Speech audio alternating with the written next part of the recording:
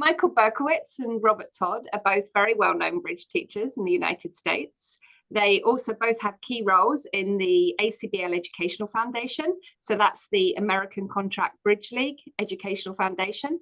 Michael is the program chair and Robert is the president. So we have two for the price of one in this presentation, and I'm sure it's going to be a real treat.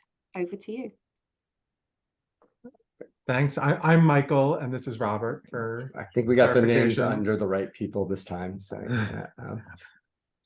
yeah, thank you, Sam and Shireen, very much for having us. We're excited to be here to talk a little bit about the foundation, and in particular about Youth Bridge. One of the things that we've been working hard at doing in the foundation is trying to organize different strategies for different target audiences for promoting bridge. And so our goal today was to really talk about our strategies within the Youth Bridge community and how we'd like, how we're trying to move forward and how we'd like help in terms of ideas and learning from other things around the world that have been going on. So do you want to introduce yourself first, though, in terms of your background? No. All right. We both teach a lot of bridge. We both travel a lot. We're both bridge teachers and writers. So let's get to the part of the foundation. Now, of course, the ACBL Educational Foundation, again, as a little bit of context, is a nonprofit. It is separate from the ACBL now. So it's an independent organization. We don't care whether people become ACBL members or not. We are just working in the best interest of bridge. Robert and I both obviously have a vested interest in that as bridge teachers and bridge personalities. We would like to see the bridge world stay robust and successful. As an organization, the reason that we want to get involved in Youth Bridge is that we feel that the Ed Foundation can fill a gap in resources here, because there's no real monetary incentive for people like us to try to teach children, because often those programs are not going to immediately create active money, right? Kids aren't people who... And not just people like us, but also bridge clubs or even the ACBL itself. Youth are a long-term investment, not a short-term investment in the good of the game.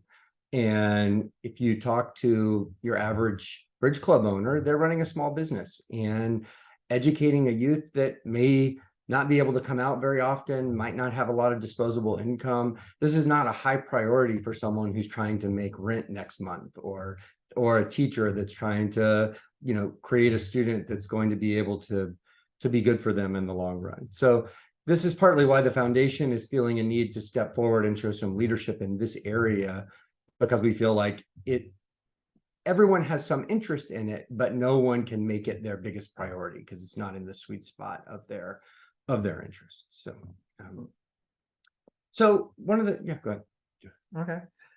So we wanted to give you context of what currently has been happening, or how youth programs have worked in the past in the US.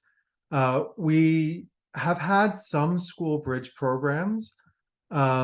The problem with school bridge programs, pre-COVID, we had about 300 plus school bridge programs going on. Post-COVID, about 60 plus. Yeah, we went almost to zero. As you can imagine, physical interaction in person shutting down really wiped out in-person school bridge programs. They basically went to zero, but they're back up to 50, 60, 70 plus programs and seem to be slowly building back. The other big program that exists now is the USBF mentorship program. That's more aimed at higher level players, even for youth. So there have been a lot of recent successes in that, where people who have been part of the USBF mentorship program have gone on to succeed in national events and international events, which is great. And it's very volunteer intensive. No one gets paid. And they've gotten great experts and lots of high-level players to work with young people to improve their skills. Even your father. Even my father donates the time. Yes. So it's a great way of players that are looking to move up into that, represent their national team, that is an effective program. But for a country the size of the US, with the geographic issues the US faces, this is not a program that can really be everything we need from how do we get kids into bridge. So, and then the last thing here we have is organic growth. People pick up bridge. It used to be, right, your parents would play bridge and you would fill in because they needed a fourth while someone was going and making drinks. Now there's some variations of that. I learned because my parents were bridge players. A lot of people still do, or their friends learn, but that's something that we would really like to see growing. And we'll talk more about that when we sort of lay out our plans for the future. Answer questions at the end. Yeah. So one of the challenges we face in the US is somewhat regulatory. Schools are very difficult to get into. Every state, every county, every school district has a different set of regulations. So the classic of trying to create a pilot program and scale it is extraordinarily difficult in a decentralized country like the US, where education is, not a uniform thing across regions. Also, reaching directly to children and parents is something we've tried to do more of, but is always a challenge. Digital marketing tools that locate children and allow you to communicate with their parents are complicated. COVID did help us learn some of those tools to sort of partner with the schools. We use a tool called Peach Jar, which is a primarily US-based tool that allows a private company to partner with a school to allow you to reach the parents of students. Also, one of our big issues are legal issues. Anything related to kids, there are a lot of laws about keeping data on those kids and whether or not you can communicate that data to anyone. So figuring out how to follow up with children who you've learned about who are interested in bridge is an extremely difficult task. These are just some of the challenges that we face. And scheduling is definitely one of them. And I think one we didn't even list here is Zoom burnout, online burnout post-COVID, right? If you're going to try to teach kids online, so many kids are just sick of learning in front of a computer. And so figuring out how to create digital tools that are different than what their traditional educational experience is like. So I'll talk a little bit about this part. Our goal with the foundation here is definitely to think about the full vertical funnel, the full vertical types of programs we have. Do you have total beginners all the way up to the kids on the US national team? And think about how do we create new and more entry points into the funnel and better retention options for that. When someone starts to slip away, if they're gone for a little while, how do we give them opportunities to fold back into the bridge community in a variety of different ways? So when we're really thinking about how to construct this in the US with the partnership of a lot of different people on the ground, and take our existing communities, whether they're in person or online, whether they're high level or just beginning bridge teachers in places like Atlanta or New Jersey that have very active beginning bridge communities, or the Bay Area in San Francisco, how to take that and build something that exposes a large number of kids to bridge and then moves them along, the ones that are interested in a variety of different ways.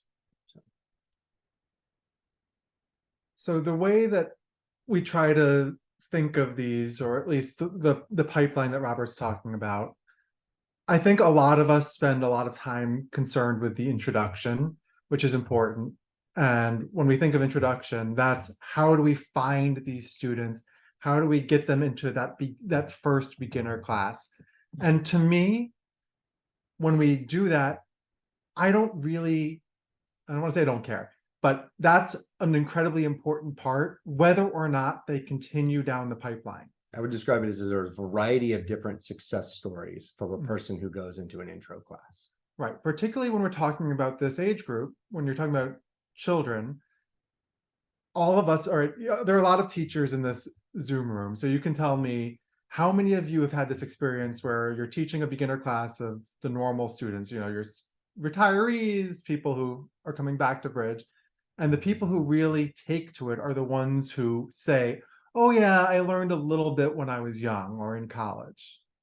You can say it in the chat or you can raise your hand. I think you can raise your hands, but like, to me, that was always the experience where the people who had been introduced at a young age might not have played their adult lives, but would come back and be able to pick up the game more easily. So to me, even if all a student gets is that intro, whatever number of week course, that's a success. It's a single, it's a small success.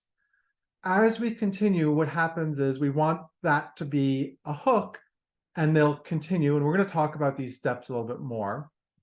But continuing means they start to really get into it. They're intrigued. They want to learn more. They take the next step. Then we have what I consider, well, I'll use the American baseball, I'll call it a home run, but a 6 or whatever in cricket. I'll try to be international for the international conference. But it is really, if we can get the player to this third step, which is ownership, that is the big success, where they want their friends to play. They want to figure out how they can teach others. They want to be about Bridge and create their club, create whatever it is that will further Bridge. That's a huge success. And then the last step of the pipeline, I don't think is even, I think it's tangential almost, of getting into these advanced courses. And to me, we already have that well covered with the USBF, and we'll talk a little bit about that, but it's sort of a side issue. I kind of view the advanced kids as an opportunity for marketing. If they have some success, then you can use that as a PR opportunity for the game itself. Not necessarily, the advanced players are not always the players who are most likely to be promoting the game for you. Sure. I will mention one thing, go forward to the introduction. So I will mention one thing about, as Michael was talking about the introduction and the different ways we could view success. Earlier this year, I was talking to a group of college kids that organized an event at Georgia Tech, all on their own. And I think there were like 60 plus kids there. And most of these kids who came to this event, or a large percentage, learned Bridge for the first time while they were in college. And almost uniformly, nobody raised their hand saying that this was not true, that even though they learned Bridge in college, every one of them was exposed to Bridge in some way before they got to college. They had an aunt who had taught them a little bit about the game. They had read a little book. They had watched a video. At some point in middle school or high school, they had been exposed to the game. And even though they didn't pick it up then, that sort of planted the seed so that when they got to college and they heard about this opportunity to learn Bridge, they dove in and felt much more comfortable doing it. To me, this is a good example of describing, the types of success. If a kid comes to a Bridge class and it's an 8-week Bridge class and only stays for 3 weeks, that may not be a failure. That may be, we need a multi-pass approach at creating a Bridge player. And so this is an opportunity to say, okay, we peeled the first layer of starting to get to them as a potential player. So I really do believe that we have to view, when we start with middle school or high school kids, we are trying to build them into a Bridge player at some point in the trajectory of their game playing life. And we would like to, this is one of multiple opportunities. So that's one thing. We talked a little bit about the school Bridge program. For the introduction, that's still a classic way that we want kids to learn. It has a great social aspect. One of the downsides of school Bridge is critical mass. You need enough kids in the same school who are interested in learning. And getting to a critical mass is always a challenge. During COVID, we introduced for the first time some digital learning opportunities for kids, whether it's Tricky Bridge, where they're kind of learning on their own through an app, or Bridge Whiz, where we organized online classes. These are sort of first iterations, I think, of things that we will be tweaking and updating and growing more and more opportunities. We also have some programs that we work jointly with a good friend of ours on our board, Mitch Dunitz, where he promotes kids teaching other kids bridge. He pays kids to come to bridge classes. He pays kids to teach the class, right? Instead of having a afternoon job at the whatever math help center, the kid is teaching a bridge class, right? And so opportunities to turn kids into marketers of the game. And then summer camps have always been a traditional part of our way of introducing bridge to kids. One of the things that we think is really important, though, is partners in summer camps. The summer camps are not bridge camps only for total beginners. They are often a mix of different things. So once we've had these introductions, again, those who are attracted to it are going to take that next step. And there are various ways we can encourage that. First and foremost, by the way, is for that introduction to be the most fun experience possible. And this is true for kids, but it's true for teaching all levels of bridge, right? You have to make it fun.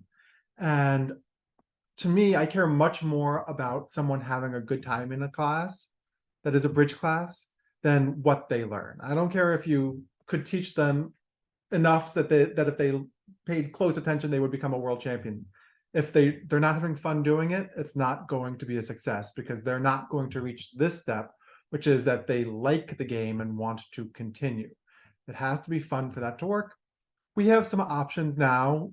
There's mentorship programs, youth clubs. We're working on non-simultaneous options. We mentioned that scheduling is a huge problem, partly because the US has a bunch of time zones and a lot of land, but also because each school district starts at a different time, and it's hard to necessarily say when the breaks are going to be. Even spring break is at different times of the year. So having things that are not tied to a certain time zone or time of year is something that we're really looking for. And I would also say that youth clubs are a challenge because online is so different, right? European laws are even more restrictive than American laws about kids and open chat. So, I mean, technically Bridge Base is 18 plus, right? So organizing an event on there for kids is really a non-starter. So figuring out the emergence of new platforms, RealBridge, places like that, are great opportunities for us to have something that is considered safe for kids. One thing we haven't really mentioned much, but is a big deal about this, is safety, background checks, making sure that the kids are not put in harm's way, right? Because that's going to wipe out any program almost instantly. And so we've been fortunate to actually have an intern at the foundation for the first time, and we expect to have more young interns coming in. And one of the things she pursued was a Discord channel for the kids to facilitate communication and build community. And so figuring out how to balance that community building and safety side of things is very difficult for kids as well. So. Yeah, and part of this continuing step is that they're feeling like they're part of the community, whether it's support from above or that they're just digging themselves sort of into what's going on in the community. And finding that influencer as well is finding that sort of popular kid who's excited about the game also helps a lot. Because that gets us to this step, which is ownership, where the excitement that they've built is now being spread to other players, and there are different ways to do this. We really want to have the kids be part of the solution, and we have to build those first two steps to just have a groundswell of available kids. But we found, as Robert was talking about, once we've started getting involvement with collegiate programs, once we've started being open to input, people have jumped at it. We've gotten volunteers. We had 2 interns this year because we started really aiming at these groups. So people want to participate in. When kids love something, they want it to be part of their lives, and they want to give back immediately. It's just part of the ethos. And so one of the things that we're working on is a multi-level camp, hopefully for this next summer, where we would actually have an in-person camp that would involve a group of kids coming who are total beginners, right? A group of kids who have maybe learned a little bit online or been involved in classes, classes before, as well as bringing some of the top players from the U.S. national team and having them team teach with the teachers and work on creating sort of, a vertical stack where each person has a buddy or a mentor that's sort of one level above them in the funnel and helps bring kids along in the funnel. And so this is very much a challenge. We have different organizations working on different components of this over the years, and trying to put this all together sort of, remotely is the big challenge for us. And so we're hopeful that just with a spotlight on opportunity for a lot of kids, that we will really be able to move this forward and create a lot of excitement. Because as we talk to even the 20-somethings about this, they're young 20-somethings, they're extremely excited about the opportunity to give back to the college and high school kids, and vice versa. The college and high school kids are excited to give back to the kids coming after them. So, yeah. All right, we don't really need to talk about the advanced thing because it's a separate thing, and we wanted to give you guys time to ask some questions. Some of you have been asking good questions in the chat as we go on, and I want to address a little bit of something that's important, which is we addressed, or Robert started to talk a little bit about our normal model for something. We're at the point in our foundation where we really want to try a bunch of different things, because we don't want to be prescriptive and we want to see which things are working. We addressed a little bit the problem with a top-down approach using school, particularly in-school programs, which is that there's no way to take the second step, right? The first step is to launch a successful pilot program in an area, and the second step is to figure out how to scale it. And based on our experience with school programs, they can be successful, but all of the success is like spinning a bunch of plates at once, even for it to be successful in a pilot program. And there's just no way. Yeah, the most successful of those have been some places like Atlanta or North Jersey, where they were able to get 2 or 3 different schools together within a school district. But you're not talking about scaling something regionally or nationally using something like that. So yeah, I think that answers that. And if you have more questions, please. Yeah. Shereen, do you want us to just kind of read through the questions that were chatted in, or what's best to do this here? Yes, there is another question. Well, the first question was, is it mostly in school or out of school? But I think you've responded to that it's you're doing in school. I have the next one is that if you've got these multifaceted approaches, that means you're going to have to modify some of the lesson plans and the material. Doesn't that mean quite an overhead in terms of preparing the teachers or working out a curriculum and making sure you're meeting your learning objectives? So I'll speak for myself. I fundamentally believe in the introductory level, learning is almost irrelevant. That you're a drug dealer, basically, at that point in time. Your job is to get them hooked on the game of bridge. That you're supposed to get them excited. You get them connected to other kids that are also excited. And honestly, what they learn in phase 1 is less important that they form an excitement and an attachment to the game. Each kid's going to like something little different. I actually think we often over teach at the first level of this, that I'm much more about introducing them to the game. And yes, so that really is my key there. Now, we don't necessarily prescribe a specific curriculum, but we do have a few that are out there. There's one for BridgeWiz. There's one for a couple of other different curriculums. There are different people who offer different things. And so we're happy to, like Michael was saying, we don't want to take a top-down approach. We want to see, how does this curriculum work? How does that curriculum work? So, and we don't quite have the data yet because we're just starting really as an organization our data collecting phase of this. But I expect us to see a lot of variance even within the same curriculum based on teacher. And I think that that's a really good indication of what Robert is saying, which is that the teacher, the class environment is going to be more important than a curriculum. I think a curriculum can be too much and it can be off-putting, but I don't think any curriculum is necessarily a winner or a loser. I think it's just about how it's going to be presented in the class environment. And the next question is, have you had much success with persuading the Scout movement to incorporate Bridge as something you can get a badge for?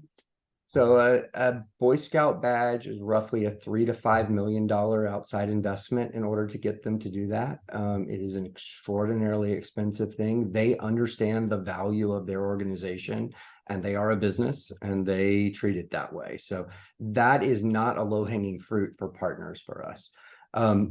Now, we love the idea of partnering with other organizations, whether that's Girls Incorporated or the Boys and Girls Clubs. But each of those organizations have different amounts of national integration. For instance, the Boys and Girls Clubs are very regional. They are not really one large national organization. They're a consortium of little pockets of ones. Girls Incorporated is a little bit more of a larger national organization. They scale more quickly. So there are a variety of partner organizations that we want to work with, figuring out what the overlap is with each organization and how you make a partnership definitely goes back to one of the things Michael was talking about, which is finding the organization that could scale nationally, starting with a local partnership. Our Boys and Girls Clubs partnership was really launching pre-COVID just a little bit, and COVID really put a big dent in that. And so we tried some hybrid online in-person things, but really that organization is structured for in-person partnerships. So we do want to partner with other youth organizations. A little bit of that is also us bringing, a bang for that, whether that's a national grant or a federal grant, or whether that's some sort of PR for them. A large organization like that sort of needs a reason to partner with a up-and-coming game in the sense of from their perspective, right? So some partnerships, potentially even with chess, things like that, could crack those doors more for us. But that is definitely on our plate for communication. Next question is, do you try and approach, for example, chess clubs and persuade them they might like to try and play bridge, or is that considered poaching? So my view on that has been that chess exploded so much post the Queen's Gambit that they're probably on the come down from that and up. In the last couple of years, they have not really needed a partner organization. They're actually struggling to organize and handle the kids who've come through their door, right? And so I believe that a partnership with chess or other gaming organizations has opportunities, but probably not right this moment with chess. I think they probably are a bit ahead of us in that sense. Of course, when you're working with someone like chess, there's always a comparison, right? And where we stand very different from almost any other game is the community side, the communication side, the partnership, the teamwork, right? In the World Mind Games, we're the only 2 versus 2 or multiplayer game. The others are all 1 versus 1, I believe. So, one of the people asking questions has remarked that you need to have a very large number of volunteers to help. And he said that he had 60 children, 2 full classes, and they needed 1 leader and 9 helpers. So what sort of ratio of teacher and helper to children are you thinking that your programs need? A lot of in-person programs, especially in the younger side of things, need one mentor per table. That really is sort of the ideal scenario. So you're talking about a leader of the classroom plus a person sitting at every table. Now, the older the kids get, the more you might have to be able to have a mentor for every other table, but it's ideal to have a person sitting at every table. That is part of what makes in-person programs more of a challenge. But then again, people love to volunteer to help things with children, so it's somewhat easier to recruit volunteers. Providing food is a great way to get the kids in the door and a great way to reward your volunteers as well. So, we've been definitely exploring more at the collegiate level. We provide some funding that's often used by the bridge clubs to buy pizzas for the kids once a week, and we are totally in support of that. If they're buying, they get their bridge supplies, they get their game set up, and whatever they need to do to get the kids in the door, it's an advertising budget. It's a marketing, and at that level, that's one of the most valuable marketing pieces you can do. So